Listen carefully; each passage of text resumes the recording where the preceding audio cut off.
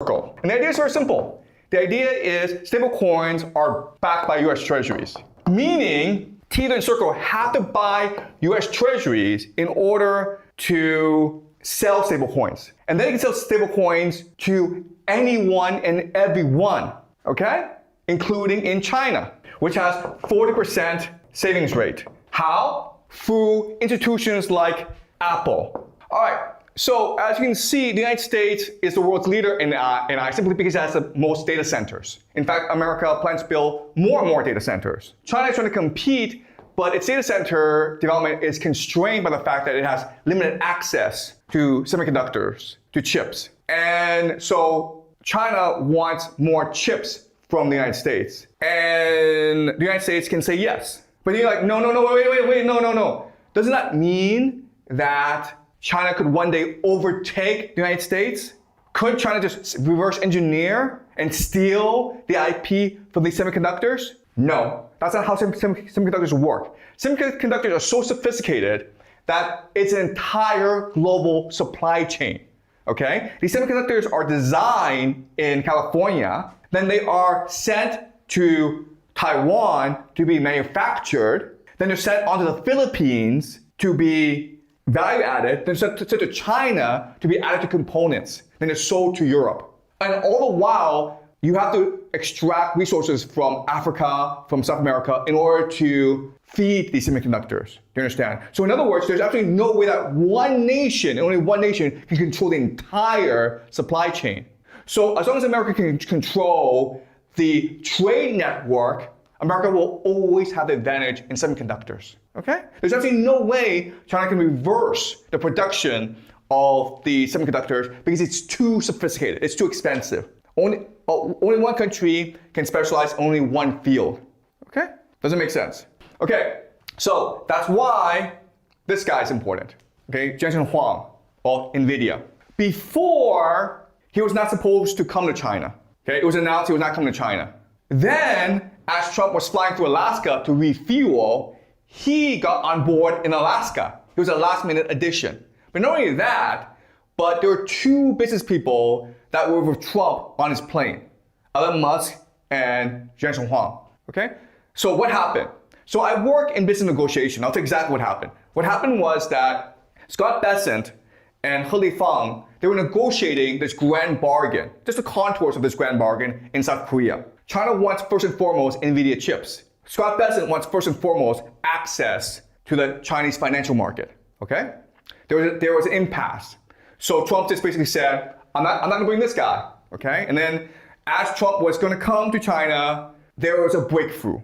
And Trump's like, okay, as a sign of goodwill, I will now bring him, okay? This is how business negotiations work. This is confusing for people because usually we don't want business people to run politics, to run diplomacy because they are unpredictable, okay? But this is how business negotiations work. All right, so this is just the basic framework for how the US grand bargain will turn out, in my opinion, okay? So to summarize, what China wants is access to cheap energy of the Western Hemisphere. It wants NVIDIA chips to fuel its AI, and it wants access to the US market, okay? Those are three things that China wants. America wants access to Chinese financial markets. Basically, it wants Chinese consumers to buy stable coins in order to finance the US debt. It wants to better control China's AI development. Why? Because with AI, China and America are not competitors, they're partners. Because as I told you last class, the entire point of AI is to create a surveillance state, okay? Now, America has technology, but China has a lot of people, and there's no privacy here. So in other words, what America can do is use China as a lab in order to test out surveillance technology that it could not test out in America, okay? So America wants access to China's AI market. And the third thing that America wants is Chinese manufacturing. Why? Because Chinese manufacturing is the best in the world. So not only does America want China to continue manufacturing in order to buy US dollars, but also wants to import manufacturing, Chinese manufacturing into America and to Venezuela as well, right? Because Venezuela has all these resources that can be extracted and turned into manufactured goods. Americans don't want to do it because it's too expensive, it's too hard work, but the Chinese will do this. Okay? So this is what the grand bargain will look like. Any questions?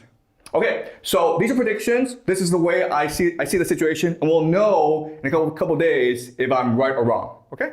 So we'll talk next week. BlackRock, Visa. Okay, does this make sense? Now you get around the problem of the closed capital account. Closed capital account means you cannot use renminbi to buy US dollars. But with stable coins, you can now use renminbi to buy Tether or Circle. Do you understand? Okay? So now what the US government is going to do is they're going to transfer that debt onto the Chinese people. Okay? And so you're like, okay, wait a minute here. $39 trillion is a lot of money, man. Chinese people don't have $39 trillion. America will never ever get rid of this debt, okay? But there's a mechanism America can use to control this debt. And this is called financial repression. How does this work? Very simple. Okay, so US treasuries are at 5%, right? Really simple. I'm gonna make this 0%, guys. And you're like, wait a minute here. No, I don't understand this. If it's at 0%, I'm not gonna buy US treasuries. The solution is, I'll make you buy it, guys. Okay? I force you to buy it. How do I force you to buy it? By passing laws called the Genius Act and the Clarity Act, which compels stablecoins to use US treasuries as the basis of their digital currency. And again, remember, if you're Chinese, if you can keep renminbi at 5% a year or US dollar at 0% a year, what do you choose? You choose the US dollar at 0% a year. Does that make sense, guys? Okay? So that's the solution, financial repression, where I drop the interest rate of US treasuries to nothing, in which case inflation will destroy the debt over 50 years, and I force people to buy it by passing laws that force companies to back the digital currency with US treasuries, forcing them to buy US treasuries. Does that make sense, guys? Okay? And why do they want to do this? Because now they can access a Chinese consumer. You can sell digital currency to Chinese consumers. That's the grand plan. And you're like, okay, wait a minute here.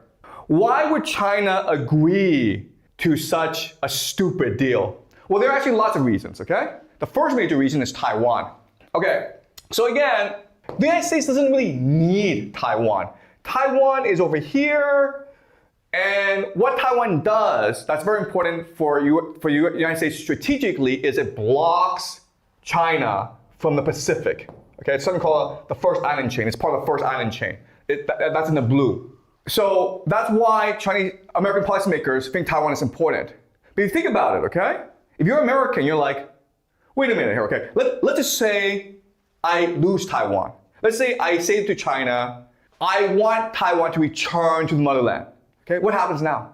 Well, now you create a problem because Taiwan now can block this area, okay? It can separate Southeast Asia into two parts. South Korea and Japan on one part, the Philippines, Southeast Asia, Singapore, another part. Okay, do you guys see this map? You can now divide Southeast Asia into two. This is important, why? Because guess what? Japan, South Korea gets most of their energy through the Strait of Malacca. You basically block off South Korea and Japan from a lot of the global economy. In which case, there is absolutely no way in hell South Korea and Japan agree to let Taiwan return to China. Does that make sense? So by the United States saying, hey, I want China and Taiwan to marry again, what you've done is you've now transferred the Taiwan problem from you, the United States, to South Korea and Japan. You understand?